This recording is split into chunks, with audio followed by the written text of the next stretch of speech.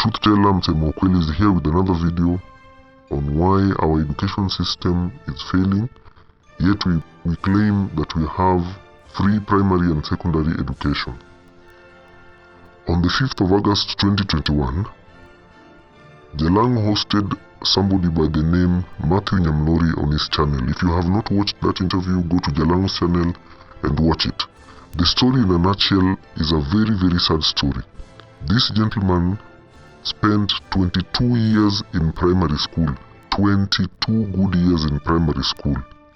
This is because he could not afford to pay fees for secondary school, and he had to repeat class 8 several times, like 9 times. He said he repeated primary school 9 times, moving from one school to another, getting high marks, leading in those districts, and yet he could still not afford to pay secondary school fees.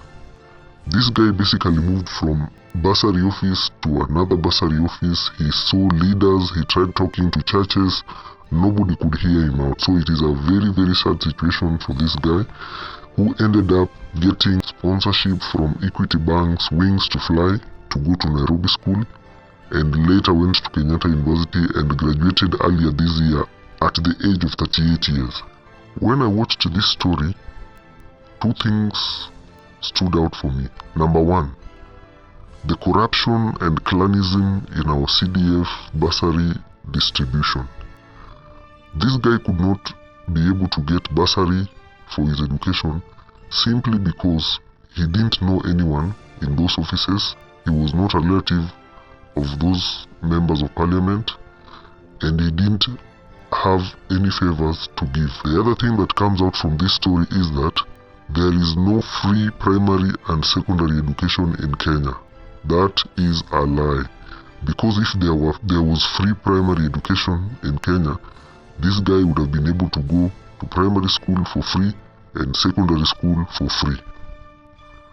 Free means free. Free means you do not pay a single cent. Not this nonsense where you're told to pay X amount of money and the government will pay X amount of money. That is nonsense. Free is free. The truth teller Msema Ukweli has said it.